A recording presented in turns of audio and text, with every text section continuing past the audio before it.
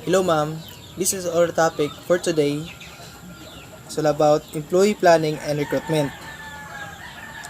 Discuss how to plan for human resources needed to carry out the organization strategies.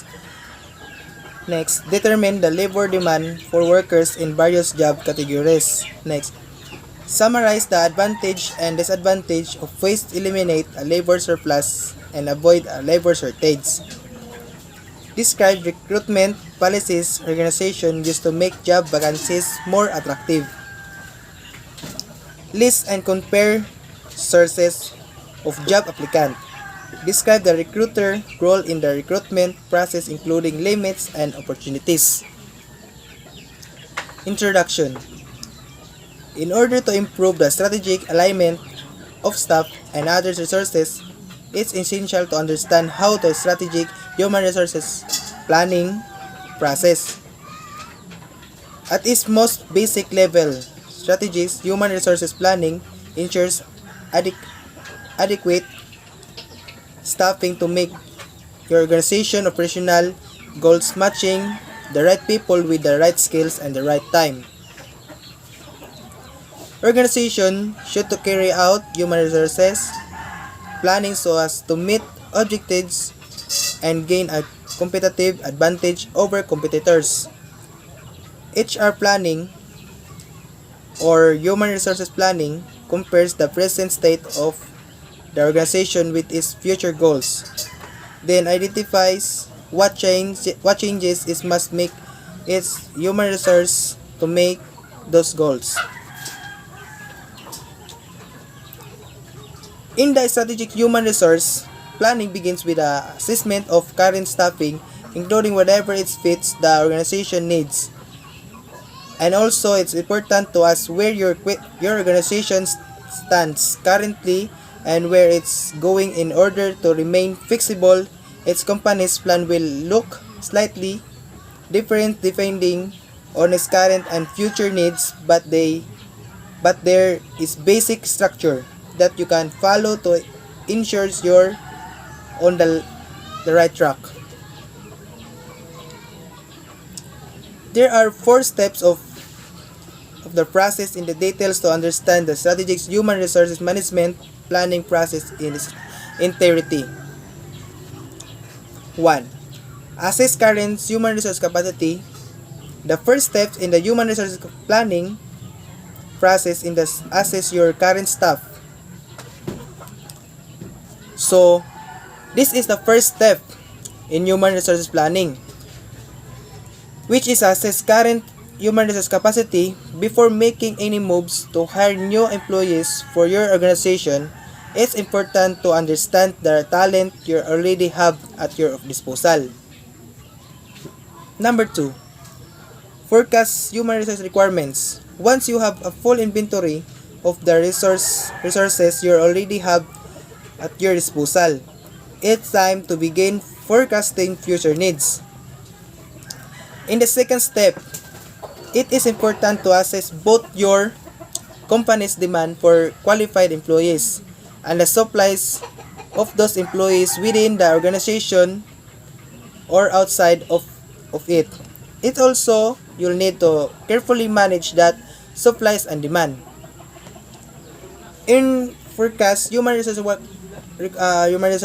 requirements, there are parts of this, which is the demand forecasting, supply forecasting, matching demand and supply. For demand forecasting is the detailed process of determining future human resources needs. Its terms of quantity, the number of employees needed, and quality, the caliber of talent required to meet the company's current and the future needs. And supply forecasting, the current resources available to meet the demand. With your previous skills inventory, you'll know which employees in your organization are available to meet your current demand. You'll also want to look at outside of your organization for potential hires that can meet the needs not fulfilled by employees already present in the organization. and matching demands and supply is where the hiring process gets strictly and where the rest of the human resource management planning process comes into place. You'll develop a plan to link your organization demand for quality staff with the supply available in the market. Number 3, develop talent strategies. After determining your company's staffing needs by assessing your current human resource capacity and forecasting supply and demand. So, talent development is a crucial part of the strategy's human resources management process. It's time to begin the process of developing and adding talent.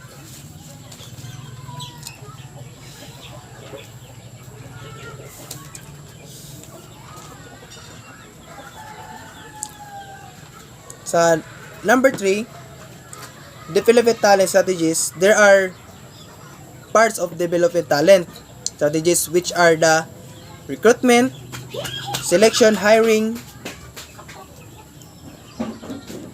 training and development, employer remuneration and benefits, administration, performance management, and employee relations.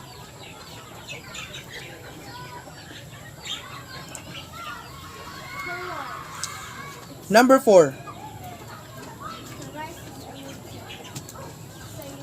review and evaluate.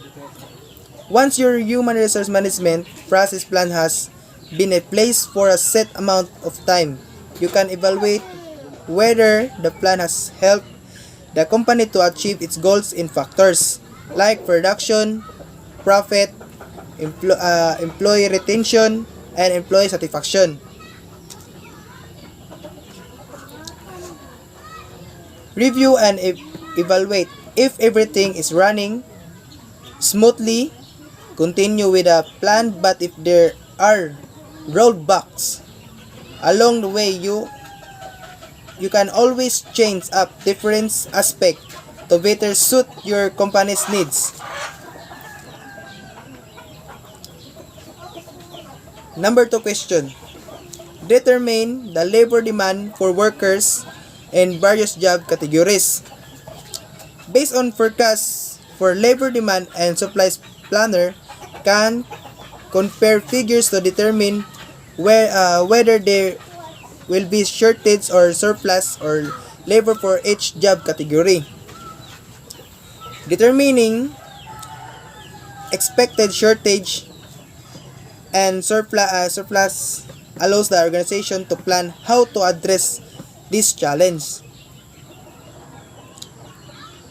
Option for reducing a surplus: downsings, pay reduction, demotion, transfers, work sharings, hiring freeze, natural attrition, early retirement, and retaining. Number 3 question. Summarize the advantage and disadvantage of ways eliminate a labor surplus and avoid labor shortage. Advantage of labor shortage is a challenging problem. It is hard to eliminate, and labor surplus disadvantage can be equally difficult to manage. This differs from a labor surplus on a company's level, although is essentially still an access of available workers for the works and the needs to be done. Thank you, ma'am, for watching.